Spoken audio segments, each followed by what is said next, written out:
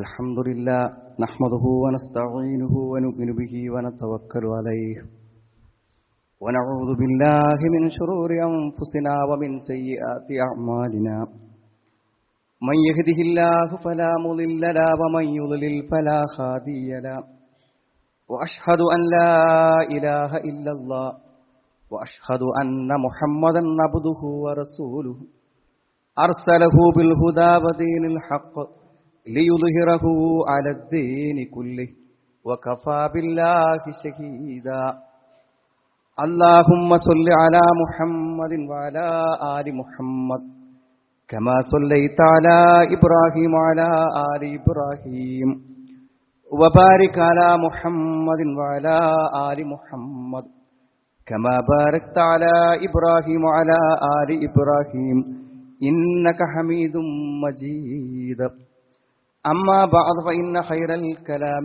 كلام الله وخير الحديث كتاب الله وخير الهدي هدي محمد صلى الله عليه وسلم وشر الأمور محدثاتها وكل محدثة بدعة وكل بدعة ضلالة أعوذ بالله من الشيطان الرجيم بسم الله الرحمن الرحيم يا أيها الذين آمنوا اتقوا الله حق تقاته ولا تموتن إلا وأنتم مسلمون يا أيها الناس اتقوا ربكم الذي خلقكم من نفس واحدة وخلق منها زوجها وبث منهما رجالا كثيرا ونساء واتقوا الله الذي تساءلون به والأرحام إن الله كان عليكم رقيبا يا أيها الذين آمنوا اتقوا الله وقولوا قولا سديدا يصلح لكم أعمالكم ويغفر لكم ذنوبكم ومن يطع الله ورسوله فقد فاز فوزا عظيما يا أيها الذين آمنوا اتقوا الله ولتنظر نفس ما قدمت لغد واتقوا الله إن الله خبير بما تعملون സ്നേഹമുള്ള സഹോദരി സഹോദരന്മാരെ, സത്യവിശ്വാസികളെ, സത്യവിശ്വാസിനികളെ, അള്ളാഹുവിൻ്റെ കൽപ്പനകളെയും നിർദ്ദേശങ്ങളെയും ജീവിതത്തിൽ പാലിച്ചുകൊണ്ട് ജീവിക്കണമെന്നും എന്നെയും നിങ്ങളെയും ഞാൻ ഓർമ്മപ്പെടുത്തുകയാണ്. സഹോദരങ്ങളെ, നാളത്തെ ഒരു ദിവസം നമുക്ക് ബാക്കിയുണ്ടോ എന്ന് തീർത്തു പറയാൻ പറ്റാത്ത ആളുകളാണ് നമ്മളെല്ലാവരും. മരണത്തിന് പ്രത്യേകിച്ച് കാരണങ്ങളൊന്നുമില്ലെങ്കിലും മരണവാർത്തകൾ കേട്ടുകൊണ്ടിരിക്കുന്ന നിരന്തരമായ ഓർമ്മപ്പെടുത്തലുകൾ ഈ ഒരു സത്യം നമ്മളോട് വിളിച്ചു പറഞ്ഞുകൊണ്ടിരിക്കുന്നു. അതുകൊണ്ട് തന്നെ വിശുദ്ധ ഖുർആൻ നമ്മുടെ മുമ്പിൽ വെക്കുന്ന ഏറ്റവും പ്രധാനപ്പെട്ട ഒരു പ്രമേയം വൽ തന്ദുർ നഫ്സും മാ ഖദ്ദമത് ലിഗദ്, നാളേക്ക് വേണ്ടി ഓരോരുത്തരും എന്തു കരുതി വെച്ചിട്ടുണ്ട് എന്നവൻ ചിന്തിക്കട്ടെ, ആലോചിക്കട്ടെ, നോക്കട്ടെ എന്ന്.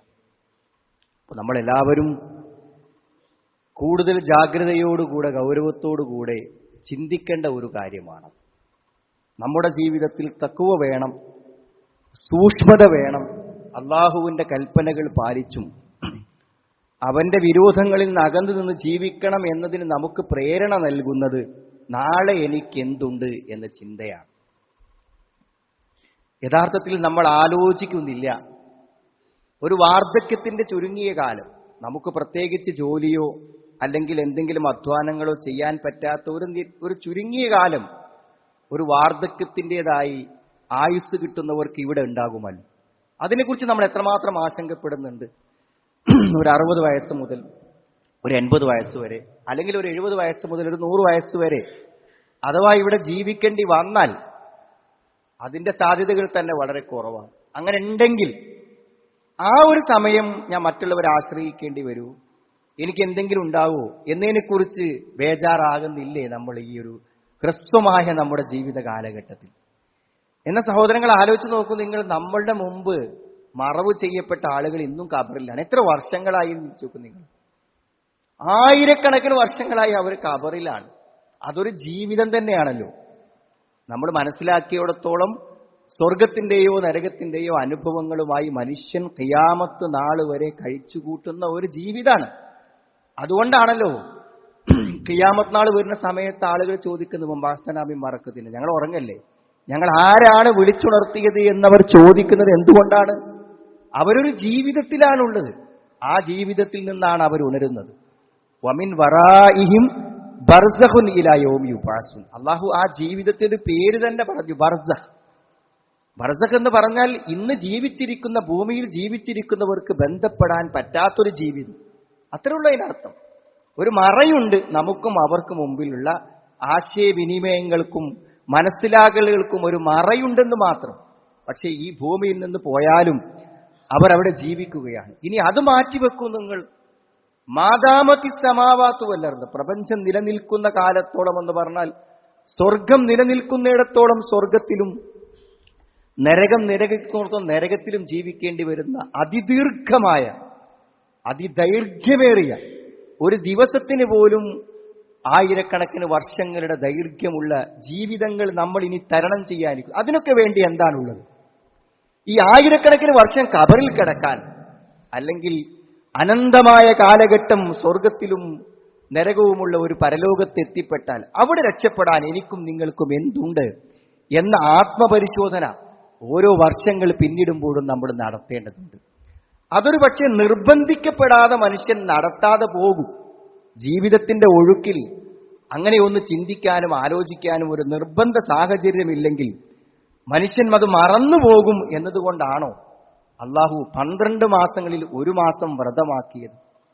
അതങ്ങനെ ഒരാചാരപ്രകാരം കടന്നു പോകാൻ പറ്റുന്നതല്ല റമദാൻ എന്ന് പറയുമ്പോൾ. അതുകൊണ്ടാണ് റമദാൻ വരുന്നുണ്ടല്ലോ, അടുത്ത ആഴ്ച റമദാൻ ആണല്ലോ എന്ന് നമ്മൾ ചിന്തിക്കുന്നത്. അത് കുറച്ച് മെനക്കെടുള്ള സംഭവം തന്നെയാണ്.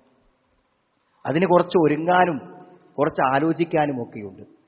ഒരു പക്ഷേ സയ്യിദ് റഷീദ് അദ്ദേഹത്തിന്റെ തഫ്സീർ പറയുന്നുണ്ട്, 11 മാസം മനുഷ്യൻ തിന്ന് കുടിച്ച് മിച്ചം വന്ന കുറെ അവശിഷ്ടങ്ങൾ ഉണ്ടാവും എന്റെ ശരീരത്തിൽ. ഒരുപക്ഷെ ആ അവശിഷ്ടങ്ങളെല്ലാം നീക്കാൻ ആ ഒരു മാസത്തെ വ്രതത്തിന് പറ്റുമെങ്കിൽ 11 മാസത്തെ മനുഷ്യന്റെ ജീവിതത്തിലെ മാലിന്യങ്ങളെയും പാപങ്ങളെയും എല്ലാം, അനാവശ്യമായത് എന്തെല്ലാം ഉണ്ടോ അതിനെയെല്ലാം ഒന്ന് മെയിൻ്റനൻസ് ചെയ്യാൻ, ഒന്ന് പരിഹരിക്കാനുള്ള ഒരു പ്രവർത്തനം അതിലേറെ റമദാനിന്റെ ആത്മീയതക്ക് പറ്റുമെന്നാണ് പറയുന്നത്.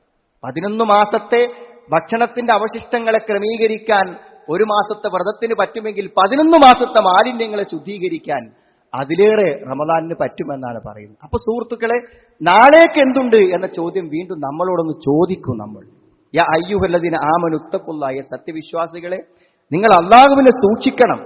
അതന്നെ അല്ലാഹു വീണ്ടും പറയാണ്, വൽ തൻദുർ നഫ്സും മാ ഖദ്ദമത് ലിഗദിൻ, നാളേക്ക് എന്തുണ്ട് എന്നൊന്ന് നോക്കുന്നതാണ്. ഇത് ജീവിച്ചിരിക്കുന്നവരോടല്ലേ പറയാൻ പറ്റുള്ളൂ സുഹൃത്തുക്കളെ. വത്തഖുല്ലാ, അല്ലാഹുവിനെ സൂക്ഷിക്ക്. ഇന്നല്ലാഹ ബിമാ ഖബീറു, ഇന്നല്ലാഹ ഖബീറും ബിമാ തഅമലൂൻ, നിങ്ങൾ പ്രവർത്തിക്കുന്ന കാര്യങ്ങളെക്കുറിച്ച് സൂക്ഷ്മമായി അല്ലാഹു അറിയും. നിങ്ങൾ പ്രവർത്തിക്കുന്ന കാര്യങ്ങളെക്കുറിച്ച് സൂക്ഷ്മമായി, നിഗൂഢമായി അല്ലാഹു അറിയും.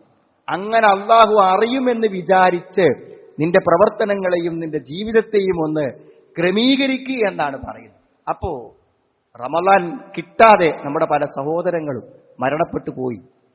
എന്നാൽ ഒരു റമദാൻ കിട്ടുമെന്ന പ്രതീക്ഷയിലാണ് നമ്മൾ. പക്ഷെ റമദാന്റെ മുമ്പ് നമ്മുടെ ജനാസ നമസ്കരിക്കപ്പെടുമോ എന്ന് നമുക്കറിയില്ല സഹോദരങ്ങൾ. പക്ഷെ ഒരു റമദാൻ എന്ന് പറഞ്ഞാൽ ഒരായുസ്സിൽ ഒരു മനുഷ്യന് കിട്ടാവുന്ന, പരലോകത്തേക്ക് വേണ്ടി, നാളത്തേക്ക് വേണ്ടി മനുഷ്യൻ അധ്വാനിക്കാൻ വേണ്ടി കിട്ടാവുന്ന ഏറ്റവും നല്ലൊരു അവസരമാണ്. അവസരങ്ങളെ ആർക്കെങ്കിലും നഷ്ടപ്പെടുത്താതിരിക്കണമെങ്കിൽ അത് ആലോചിച്ച് പ്ലാൻ ചെയ്തെങ്കിൽ മാത്രമേ ഒരവസരം നമുക്ക് പ്രയോജനപ്പെടൂ. അല്ലാതെ ജീവിതത്തിൽ എത്രയോ അവസരങ്ങൾ കടന്നു പോകുന്നു. ആ അവസരങ്ങൾ നമുക്ക് പ്രയോജനപ്പെടണമെങ്കിൽ എന്തു വേണം? നമ്മളിതിനെ ആലോചിച്ച് പ്ലാൻ ചെയ്യണം. ചിലപ്പോൾ ചില അസുഖങ്ങളൊക്കെ വന്നു കഴിഞ്ഞാൽ നമ്മൾ പ്ലാൻ ചെയ്യും, ഇനി ആരോഗ്യമൊക്കെ ഒന്ന് ശ്രദ്ധിച്ചു പോകാം. അങ്ങനെ ആരെങ്കിലും ശ്രദ്ധിക്കലുണ്ടോ? പിന്നെ അങ്ങനെ ആരോഗ്യം ശ്രദ്ധിക്കണമെന്നൊരാൾ വിചാരിച്ച് പ്ലാൻ ചെയ്ത് ഒരുങ്ങി അതിനുവേണ്ടി തയ്യാറെടുത്തെങ്കിൽ ഒരു പക്ഷെ നടന്നേക്കും. എന്തിനും അങ്ങനെയാണ്. അപ്പൊ സുഹൃത്തുക്കളെ, റമദാൻ വരുന്നതിന് മുമ്പ്, കഴിഞ്ഞ ആഴ്ചയും ഇതേ വിഷയം സൂചിപ്പിച്ചു, റമദാൻ വരുന്നതിന്റെ ഏതാനും ദിവസം മുമ്പ് റമദാനിന് ഒരുങ്ങണം. ഇമാം അൽബാനി സഹീഹാക്കിയ അബൂ ഹുറൈറ നിവേദനം ചെയ്യുന്ന ഒരു ഹദീസിൽ കാണാൻ പറ്റും, റുബ്ബ സായിമിൻ ഹദ്ദുഹു മിൻ സിയാമിഹി അൽജൂഉ വൽ അത്ഷ്. റുബ്ബ സായിമിൻ, എത്ര നോമ്പുകാരുണ്ട്, ഹദ്ദുഹു മിൻ സിയാമിഹി, അവന്റെ നോമ്പിൽ നിന്ന് അവന് കിട്ടിയ വിഹിതം അൽജൂഉ വൽ അത്ഷ്, ദാഹവും വിശപ്പും മാത്രമാണ്. ആയുഷ്കാലം മുഴുവൻ ഓരോ വർഷത്തിലും ഓരോ മാസം പട്ടിണി കിടന്ന എത്ര ആൾക്കാരുണ്ടെന്നാ ചോദിക്കണം. എല്ലാ വർഷവും ഒരു മാസം പട്ടിണി കിടന്ന എത്ര ആളുകളുണ്ട് എന്നാണ്. വറുബ്ബ ഖായിമിൻ ഹദ്ദുഹു മിൻ ഖിയാമിഹി അസ്സഹർ, എത്ര രാത്രി നമസ്കാരക്കാരാണ് ഉറക്കമൊഴിച്ചെന്നതല്ലാതെ ആ നമസ്കാരം കൊണ്ട് അവൻ എന്ത് പ്രയോജനമെന്നാണ്. ഇതിന്റെ അർത്ഥം എന്താണ്? നോമ്പ് നോൽക്കുന്നവൻ നോമ്പിനെ പ്രയോജനപ്പെടുത്തുന്നതിനെ പറ്റി ആലോചിക്കണം എന്നല്ലേ എന്റെ അർത്ഥം. രാത്രി നിസ്കരിക്കുന്നവൻ ഉറക്കമൊഴിച്ചത് ചെയ്യുമ്പോൾ അതിനെ പ്രയോജനപ്പെടുത്തണമെന്ന് ആണ് അതിന്റെ അർത്ഥം. അതുകൊണ്ട് നിർബന്ധമായൊരു നോമ്പാണ്. ഒരാൾ കരുതിക്കൂട്ടി നോമ്പ് ഉപേക്ഷിച്ചാൽ വളരെ കഠിനമായ ശിക്ഷയാണ് അവനുള്ളത്. മാത്രമല്ല, അവൻ ചില ആളുകൾ പറഞ്ഞത് ഫിദിയയോടുകൂടെ അവൻ നോറ്റുകൂട്ടണമെന്നാണ് പറഞ്ഞത്. അതല്ല, ഒരാൾ തന്റെ ഭാര്യയുമായി ബന്ധപ്പെട്ടിട്ടാണ് ഒരാൾക്ക് നോമ്പ് നഷ്ടപ്പെട്ടതെങ്കിൽ ഒരു അടിമയെ അയാൾ മോചിപ്പിക്കണം. പറ്റില്ലെങ്കിൽ 2 മാസം അയാൾ തുടർച്ചയായി നോമ്പ് നോൽക്കണം. അപ്പോൾ 35ാമത്തെ നോമ്പിന്റെ അന്ന് അയാൾക്ക് വീണ്ടും നോമ്പ് നോൽക്കാൻ പറ്റിയില്ലെങ്കിലോ അയാൾ അവിടെ നിന്ന് പിന്നെ 60 മുഴുവനാക്കണം. എത്ര കഠിനമായ നടപടിക്രമമാണ് ഒരു നോമ്പ് നഷ്ടപ്പെടുന്നതിനുണ്ടായത്. അയാൾ സ്വന്തം ഭാര്യയുമായി വൈകാരികമായ നിയന്ത്രണങ്ങൾ പാലിക്കാൻ കഴിയാതെ നോമ്പിന്റെ പകല് ബന്ധപ്പെട്ട്, അപ്പൊ അത്ര നിർബന്ധപൂർവ്വം അല്ലാഹു ഒരു കാര്യം നമുക്ക് നിശ്ചയിച്ചതിന് അത്ര വലിയ കാര്യമുണ്ട് സുഹൃത്തുക്കളെ. ഇനി അതിനും പറ്റിയില്ലെങ്കിലോ ഫൈത്താമു സിത്തീന മിസ്കീന, 60 മിസ്കീന്റെ ഭക്ഷണം കൊടുക്കണം എന്നാണ്. ഇത്ര കണിശമായൊരു നോമ്പ് എന്തിനാ നിശ്ചയിച്ചത്? അതുകൊണ്ട് ചില നേട്ടങ്ങളുണ്ട് സുഹൃത്തുക്കൾ. അപ്പൊ നിർബന്ധപൂർവ്വം ചെയ്യുമ്പോൾ നമ്മൾ ഒരുങ്ങി ചെയ്യുക എന്നുള്ളതാണ്.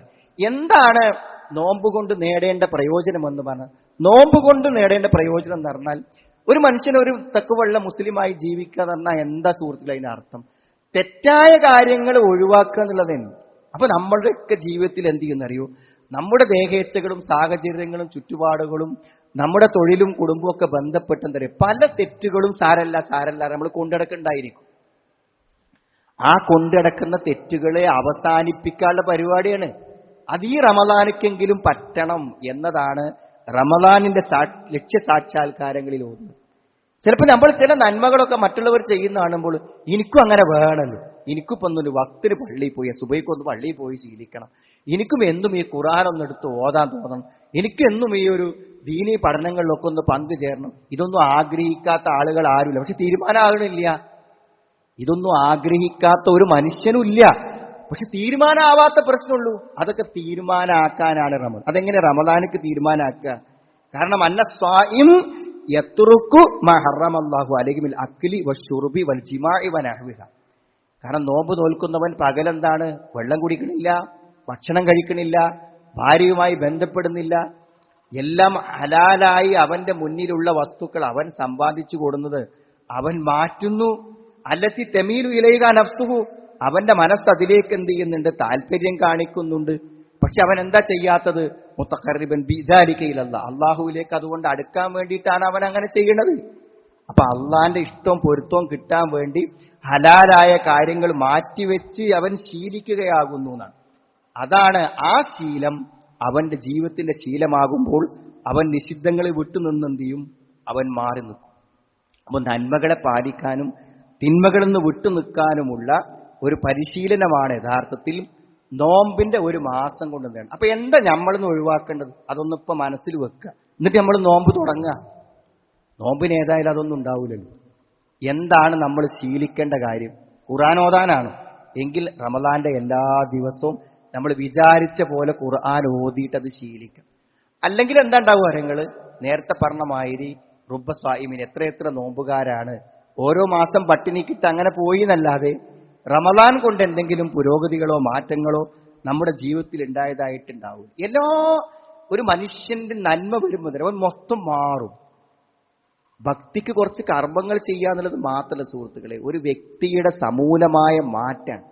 നിങ്ങൾക്ക് എന്തേ പറ്റി എന്ന് നിങ്ങളുടെ സഹപ്രവർത്തകർ ചോദിക്കുന്ന, നിങ്ങളുടെ ഭാര്യ ചോദിക്കുന്ന, ഭർത്താവ് ചോദിക്കുന്ന ഒരു മാറ്റമാണ് ഇസ്ലാമികമായ മാറ്റം എന്ന് പറഞ്ഞാൽ. മനസ്സിലായ? അതല്ലാതെ കർമ്മങ്ങളും ആരാധനകളും വർദ്ധിക്കലും മാത്രമല്ല. നോക്കൂ, നിങ്ങൾ ഏറ്റവും മിനിമം നബിന്റെ അടുക്കൽ വന്ന ഒരാൾ ചോദിച്ചൊരു ചോദ്യമുണ്ടല്ലോ, കുല്ലി കൗലൻ, ഒരു വാക്ക് എനിക്ക് പറഞ്ഞു തരണം. ഇനി ഒരിക്കലും എനിക്ക് ആ വാക്ക്, ഒരു ഉപദേശം മറ്റൊരാളോട് ചോദിക്കാനില്ലാത്ത വിധം ഒരു വാക്ക് എനിക്ക് പറയണം. നീ പറഞ്ഞില്ലാത്ത കളപെന്ന കോപിക്കരുത് എന്നാണ്. നമ്മൾ ഏതെങ്കിലും വ്യക്തികളുമായുള്ള ബന്ധങ്ങളിൽ എന്തെങ്കിലും പ്രശ്നം ഉണ്ടെങ്കിൽ നമ്മളെ ദേഷ്യം കൊണ്ട് മാത്രം വന്നതാണോ? ഒരെന്തെങ്കിലും കാരണം അതിനുണ്ട്. എപ്പോഴെങ്കിലും ആളുകൾ നമ്മളിൽ നിന്ന് അകന്നു പോവുകയോ നമുക്ക് നമ്മുടെ കൂടെ ഉള്ളവരെ ഒന്നിച്ച് കൊണ്ടുപോകാൻ കഴിയാതിരിക്കുകയോ ചെയ്യുന്നുണ്ടെങ്കിൽ അത് ദേഷ്യം കൊണ്ട് മാത്രമാണ്. അപ്പൊ ദേഷ്യപ്പെടാതിരിക്കുക എന്നുള്ളത് ഒരു വിശ്വാസിക്ക് അവന്റെ ദീനിന്റെ ഭാഗമായി ഉണ്ടാവേണ്ട ഒരു കാര്യമാണ്. അപ്പൊ എന്നാ റമളാനിൽ ഒരു ദേഷ്യക്കാരനല്ലാതിരിക്കുവാനുള്ള ഒരു പരിശ്രമം അങ്ങനല്ലേ. എന്റെ സ്വഭാവം എന്നാണ് മാറിയിട്ട് ഈ ആളുകളോടൊക്കെ ഇങ്ങനെ വേണ്ടിനും വേണ്ടാത്തിനൊക്കെ ഇങ്ങനെ വെറുതെ ചൂടാടെ പരിപാടി. എന്തായാലും നബി സ്വല്ലല്ലാഹു ഉപദേശിച്ചൊരു കാര്യമില്ല. റമളാനിക്ക് ഏതായാലും ഇപ്പൊ ഈ നോമ്പിന് ഏതായാലും അത് പറ്റൂല. അപ്പൊ ഒരു മാസം കൊണ്ട് എന്റെ ദേഷ്യം ഒന്നാണ്ട് അവസാനിപ്പിക്കാന്ന് വിചാരിച്ചാൽ ആളുകൾക്ക് പറ്റുന്നൊരു കാര്യമില്ല. നമ്മുടെ വ്യക്തി ജീവിതത്തെ സമൂലമായി മാറ്റാൻ എന്ത് ചെയ്യും? ഇതുകൊണ്ടൊക്കെ പറ്റുന്നാണ് പറയുന്നത്. സംസാരിക്കാൻ പഠിക്കുക അല്ലെ? ആൾക്കാർക്ക് സംസാരിക്കാൻ അറിയില്ല. നമ്മൾ എന്തെങ്കിലും ഒരാളോട് പറഞ്ഞാൽ അയാൾ തിരിച്ചു പറയുമ്പോൾ നമുക്ക് മനസ്സിലാവില്ല നമ്മൾ പറഞ്ഞത് ശരിയായിട്ടില്ല, നമ്മൾ പറഞ്ഞത് ശരിയാവാഞ്ഞിട്ടാണ് അയാൾ അങ്ങനെ പ്രതികരിക്കുന്നത്. പിന്നെ ആ പ്രതികരണത്തോട് നമ്മൾ ദേഷ്യം പിടിച്ചിട്ട് കാര്യമില്ല. നമുക്ക് പറയാൻ, വർത്തമാനം പറയാൻ പഠിക്കണം, പെരുമാറാൻ പഠിക്കണം. ആരാധനകളെപ്പോലെ പ്രധാനം തന്നെയാണ് സ്വഭാവം പറഞ്ഞാൽ. നബി സല്ലല്ലാഹു അലൈഹി വസല്ലമയെ ചൂണ്ടിക്കാണിച്ചിട്ട് അള്ളാഹു പറയുന്നത് ഇന്നക ലഅലാ ഖുലുഖിൻ അദീം എന്നാണ്. ഒരു മഹത്തായ സ്വഭാവത്തിന്റെ ഉടമയാണ് എന്നാണ്. ആ പ്രവാചകനെ പിൻപറ്റുന്നു എന്ന് ഞാനും നിങ്ങളും പറയുമ്പോൾ സ്വഭാവത്തിൽ ചെറിയ മാറ്റങ്ങളൊക്കെ നമ്മളിലും ദൃശ്യമാവേണ്ടതില്ലേ സഹോദരങ്ങളെ? അതില്ലെങ്കിൽ നമ്മൾ ആ മാതൃകയിലാണ്, ആ ചര്യയിലാണ് എന്നൊക്കെ പറയുന്നതിൽ എന്താണ് അർത്ഥമുള്ളതെന്ന് ആലോചിച്ച് നോക്കൂ നിങ്ങൾ. രണ്ടാമത്തെ കാര്യം, നോമ്പിന്റെ ലക്ഷ്യം എന്ന് പറയുമ്പോൾ അള്ളാഹു നമ്മളെ കാണുകയാണ്. കാരണം നോമ്പിന് മാത്രമല്ല പ്രത്യേകതയാണ്. ഞാൻ നോമ്പ് നോറ്റുണ്ടോന്നില്ല എനിക്ക് മാത്രമേ അറിയുള്ളൂ, വേറെ ആർക്കും അറിയില്ല. അത് ഭക്ഷണം കഴിക്കണത് കാണണം കാണണമെന്നൊന്നുമില്ല. നോമ്പെന്ന ആ നോമ്പിന്റെ മഹത്വം ഞാൻ എൻ്റെ നോട്ടത്തിലും ഇരുത്തത്തിലും ജീവിതത്തിലും രഹസ്യത്തിലും പാലിച്ചോ ഇല്ലേ എന്നുള്ളത് എനിക്ക് മാത്രമേ അറിയുള്ളൂ. എന്തിനാ എനിക്ക് മാത്രം അറിഞ്ഞിട്ടും ഞാൻ എന്തിനാണ് അങ്ങനെ സൂക്ഷ്മതയിൽ മുന്നോട്ട് പോണത്? എന്തുകൊണ്ടാ? അത് അള്ള കാണും, മുറാക്കബത്തുള്ള അത് മാത്രമാണ്. ഈ പടച്ചോനെ പേടി എന്നുള്ളതുണ്ടല്ലോ, അത് റമളാൻ കൊണ്ട് ഉണ്ടായിത്തീരുന്ന ഒന്നാണ്. അള്ളാനെ കുറിച്ചുള്ളൊരു ഭയം, അള്ള കാണുമല്ലോ എന്നുള്ള ബോധം മനസ്സ് കടന്ന പിന്നെ നന്നായില്ലേ സുഹൃത്തുക്കളെ? പിന്നെ നന്നാവാൻ എന്താ പണി? കാരണം നമ്മുടെ നോമ്പിന്റെ രഹസ്യം അള്ളാഹുവിന് മാത്രം. അതുകൊണ്ടാണ് അള്ളാഹു അന അജിസി ബിഹി എന്ന് പറഞ്ഞത്. ആ നോമ്പിന് ഞാനാ കൂലിയെടുക്കാൻ, അതിന് കൂലിയെടുക്കാൻ വേറെ ആർക്കും പറ്റൂല. അവന്റെ കൂലി കണക്കാക്കാൻ ആർക്കും പറ്റൂല. കാരണം ആ നോമ്പ് അത്രമാത്രം മനുഷ്യന്റെ ആത്മാർത്ഥതയെ അളക്കുന്നതാണ് നോമ്പ് എന്ന് പറഞ്ഞാൽ. അതിന് നോമ്പിന് അങ്ങനെ ഒരു പ്രത്യേകത ഉണ്ട്. അപ്പൊ അള്ളാഹുവിന്റെ നിരീക്ഷണത്തെക്കുറിച്ചുള്ള ഭയം മനുഷ്യന്റെ ഹൃദയങ്ങളിൽ ഏറ്റവും നന്നായി പ്രതിഫലിക്കുന്ന ഒരു കാര്യമാകുന്നതാണ്. പിന്നെന്താ അറിയോ, ഇപ്പോ നമ്മൾ വിചാരിക്കുന്നതിനേക്കാളും അപ്പൊ പറ്റും. എന്റെ ദേഷ്യമൊക്കെ ഒന്ന് കൺട്രോൾ ചെയ്യണം നിങ്ങൾ ഇപ്പൊ ഇന്ന് വിചാരിച്ചാൽ അത് പറ്റൂലെങ്കിൽ അത് പറ്റും. റമളാനിക്ക് പറ്റും. എല്ലാ വേണ്ടാത്തരങ്ങളിലും മനുഷ്യന് മാറാൻ റമളാനിക്ക് പറ്റും. നമ്മൾ ഡി അഡിക്ഷൻ ക്യാമ്പ് തുടങ്ങിയത് റമളാനിലാണ്. ഒരു മദ്യപാനിക്ക് മദ്യപാനത്തിൽ നിന്ന് മോചനം നേടാൻ റമളാനിക്ക് പറ്റും. അതിന് പ്രത്യേക ഒരു കാരണം തന്നെ ഉണ്ട്. എന്തായാലും പിശാചുക്കളുടെ ഉപദ്രവങ്ങളെ വിശ്വാസികളിൽ നിന്ന് മനുഷ്യരിൽ നിന്ന് അള്ളാഹു ബോധപൂർവം തടുത്തു നിർത്തുകയാണ് ചെയ്യും. അത് അള്ളാഹ് ഇരുന്നത് വലിയ കാരുണ്യല്ലേ സുഹൃത്തുക്കളെ? ആർക്കെങ്കിലുമൊക്കെ നന്നാവാൻ ആഗ്രഹം ഉണ്ടെങ്കിൽ ശൈത്താന്റെ സമ്മർദ്ദങ്ങൾ കുറച്ച് നമുക്ക് എന്ത് ചെയ്യാണ്, അതൊക്കെ ചെയ്യാനുള്ള ഒരു കരുത്തും ഒരു സഹായവും അള്ളാഹു നമുക്ക് തരികയാണ് ചെയ്യണം. പിന്നെന്താണ് നോമ്പിന്റെ ലക്ഷ്യം? അതായത് മനുഷ്യനെ സംബന്ധിച്ചിടത്തോളം നന്മ വർദ്ധിപ്പിച്ചാലാണ് തെക്കുവ കൂടുക. ലഅല്ലക്കും തത്തക്കും എന്നല്ല പറഞ്ഞിട്ട് നന്മ കൂടുതൽ ഇങ്ങനെ ചെയ്യുമ്പോൾ തെക്കുവ കൂടും. നന്മ ചെയ്യാൻ മനസ്സില്ലാത്ത ഒരുത്തിന് തെക്കുവ ആണെന്ന് ആഗ്രഹിച്ചിട്ട് ഒരു കാര്യമുള്ളൂ. റമളാൻ എന്ന് പറഞ്ഞാൽ നന്മയുടെ സമന്വയമാണ്, സമ്മേളനമാണ്. അത്രമാത്രമാണ്. ഒരു നോമ്പോറ്റ എത്ര കാര്യങ്ങൾ 70 ഘാതങ്ങൾ 70 വർഷത്തെ ദൂരം നരകത്തു നിന്ന് അകറ്റപ്പെടും. നോമ്പല്ല എല്ലാ പകലും എല്ലാ രാത്രിയും രാത്രിസ്കാരം. നന്മ മാത്രമുള്ള രാപ്പകലുകൾ വേറെ എന്നാ സുഹൃത്തുക്കളുള്ളത്? നോമ്പിന്റെ ഒരു സെക്കൻഡ് പോലും നമ്മൾ നന്മയിലല്ലാതെ കഴിച്ചു കൂട്ടുന്നില്ല. അതാ നോമ്പ് പറഞ്ഞാല്. പകല് മുഴുവൻ നോമ്പല്ലേ, രാത്രിയിൽ നമസ്കരിക്കുക. രാത്രി നമ്മൾ നമസ്കരിക്കുന്നത് ഭാഗികമായിട്ടാണെങ്കിലും രാത്രി ആ പൂർണ്ണമായി ഇമാമിന്റെ കൂടെ നിസ്കരിച്ചാൽ രാത്രി മുഴുവൻ നിസ്കരിച്ച പ്രതിഫലം ഒരാൾക്ക് കിട്ടും. എന്തെല്ലാം നന്മകൾക്കാണ് അവസരം. അതേപോലെ തന്നെ വിശുദ്ധ ഖുർആന്റെ പാരായണം. ജീവിതത്തിൽ ഏറ്റവും നന്നായി ഖുർആൻ പാരായണം ചെയ്യുന്നവർ പോലും ഏറ്റവും അധികം പാരായണം ചെയ്യുക റമദാനൊക്കെയാണ്. റമദാൻ അല്ലാത്ത കാലത്ത് തന്നെ ഖുർആൻ നന്നായി ഓതുന്ന ആൾക്കാരുണ്ടാവും. അവരെന്നെ കൂടുതൽ പാരായണം ചെയ്യുന്ന സമയമാണ് റമദാൻ എന്ന് പറഞ്ഞാൽ. മാത്രമല്ല രാത്രി നമസ്കാരത്തിൽ നമ്മൾ ഖുർആൻ പ്രത്യേകമായി കേൾക്കുകയും ചെയ്യും. ചിലപ്പോൾ ചില റമദാനൊക്കെ 30 ജുസുവും കേൾക്കാൻ അവസരം ഉണ്ടാവും. 30 ജുസുവും നിസ്കാരത്തിൽ നിന്നുകൊണ്ട് റമദാനക്ക് കേൾക്കാൻ അവസരം കിട്ടുക നന്മ മാത്രം, നന്മ നിറഞ്ഞ കാലഘട്ടം എന്ന് വേണം. അതേപോലെ തന്നെ സ്വതക്ക, ദാനധർമ്മങ്ങൾ ഏറ്റവും നന്നായി നൽകുന്നതാണ്. റമദാനിന് അങ്ങനെ ഒരു പ്രത്യേകത ഉണ്ട്. റമദാൻ എന്ന് പറഞ്ഞാൽ ഒരു ജീവകാരുണ്യത്തിന്റെ സന്ദർഭമാണ്. ഒരുപക്ഷെ വിശപ്പ് എന്താണെന്ന് നമ്മൾ അറിഞ്ഞതുകൊണ്ടാണെന്ന് വേണമെങ്കിൽ പറയാം. അങ്ങനെ മുഫസ്സിരീങ്ങൾ സൗമിന്റെ ആയത്തിനെ വിശദീകരിച്ചപ്പോൾ ഇമാം സായദിയൊക്കെ അങ്ങനെ പറഞ്ഞിട്ടുണ്ട്. വിശപ്പിന്റെ അവസ്ഥ നമ്മൾ അറിഞ്ഞതുകൊണ്ടാവട്ടെ. എന്തായിരുന്നാലും മുസ്ലിം സമുദായത്തിലെ പാവപ്പെട്ട ആളുകളെ സംബന്ധിച്ചിടത്തോളം റമദാൻ ഒരു വലിയ സന്തോഷമാണ്. ഇന്നും ആലോചിക്കും, റമദാന്റെ കിറ്റ് നൽകില്ല നമ്മൾ പള്ളിയിൽ നിന്ന്, കിറ്റല്ലോ. അപ്പൊ ആ കിറ്റ് റമദാന്റെ കിറ്റ് നൽകുമ്പോൾ സ്വാഭാവികമായും അടുത്ത റമദാനക്ക് ആ കിറ്റിന്റെ ടോക്കൺ കൊടുക്കാൻ ചെല്ലുമ്പോൾ നമ്മുടെ പ്രവർത്തകരോട് ആയിട്ട് പറയും, ഒരു വർഷം ഞങ്ങൾ അതുകൊണ്ട് ജീവിച്ചു എന്ന് പറയും. ഒരു അത്ഭുതമല്ലേ സുഹൃത്തുക്കളെ? ഒരാൾ ഒറ്റയ്ക്കുള്ള, ഒരു വീട്ടിൽ ഒറ്റയ്ക്ക് താമസിക്കുന്ന ഒരാളെ സംബന്ധിച്ചിടത്തോളം അടുത്ത റമദാനിലെ അവർ കാത്തിരിക്കും. ഏത് പള്ളിയിൽ ചെന്നാലും ഒരാൾക്ക് ഭക്ഷണം കിട്ടും. എത്ര സമൃദ്ധമായ ഒരു സമയം. അതിലേക്ക് നമ്മുടെ പങ്കാളിത്തം വേണം.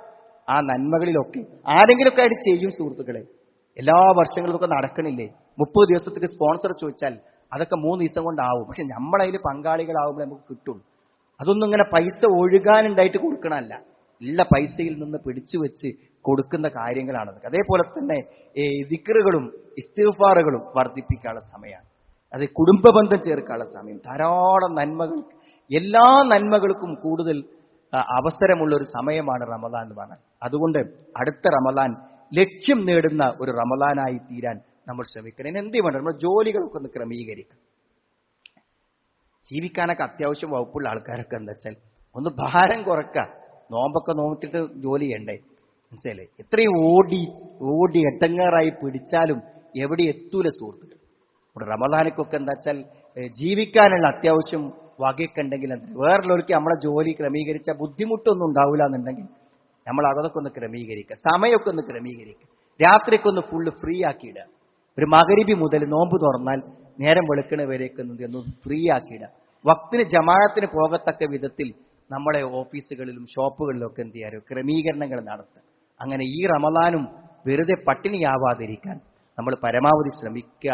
ആത്മാർത്ഥമായി നോമ്പ് നോൽക്കാനും നോമ്പിലേക്ക് എത്താനും അത് പ്രതിഫലത്തോടെ പൂർത്തിയാക്കാനും അല്ലാഹു നമുക്ക് എല്ലാവർക്കും തൗഫീക്ക് പ്രദാനം ചെയ്യുമാറാം. അൽഹംദുലില്ലാഹ് ഹംദൻ കസീറൻ ത്വയ്യിബൻ മുബാറകൻ ഫീഹി വസല്ലല്ലാഹു അലാ മുഹമ്മദിൻ വഅലാ ആലിഹി വഅസ്ഹാബിഹി അജ്മഈൻ. അമ്മാ ബഅദ്. ഒരിക്കൽ കൂടെ അള്ളാഹുവിനെ സൂക്ഷിച്ച് ജീവിക്കണമെന്ന് എന്നെയും നിങ്ങളെയും ഞാൻ ഓർമ്മപ്പെടുത്തുന്നു. സഹോദരങ്ങളെ, നമ്മുടെ ഓരോരുത്തരുടെയും ആത്മാർത്ഥതകളിൽ നിന്നാണ് ഓരോ നന്മകൾ ഉണ്ടാകുന്നത്.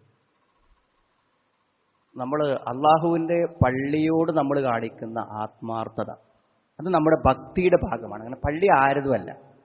പള്ളി പറഞ്ഞാൽ അള്ളാഹുവിൻ്റെതാണ് പള്ളി എന്ന് പറയും. അതിനോട് നമ്മൾ കാണിക്കുന്ന ആത്മാർത്ഥത നമ്മുടെ ഹൃദയത്തിൻ്റെ ഭക്തിയിൽ നിന്നുണ്ടാവുന്ന ആത്മാർത്ഥതയാണ് അതെന്ന് പറയും. പണ്ട് കാലത്ത് ഒരു പള്ളിയിലേക്ക് ജുമുഅക്ക് ഖുതുബക്ക് ചെല്ലുമ്പോൾ ആ പള്ളി ഏറ്റവും ആദ്യം എത്തുന്ന ആള് ഞാനായിരിക്കും. അപ്പം അവിടെ ചെല്ലണ സമയത്ത് എന്തായിരിക്കും, ഖുതുബക്ക് വേണ്ടി ആകുന്നതുകൊണ്ട് വാഹനം എത്തിപ്പെടുമ്പോൾ എല്ലാവരും ജുമുഅക്കെത്തുന്ന മുന്നേ നമ്മൾ പള്ളിയിലെത്തും.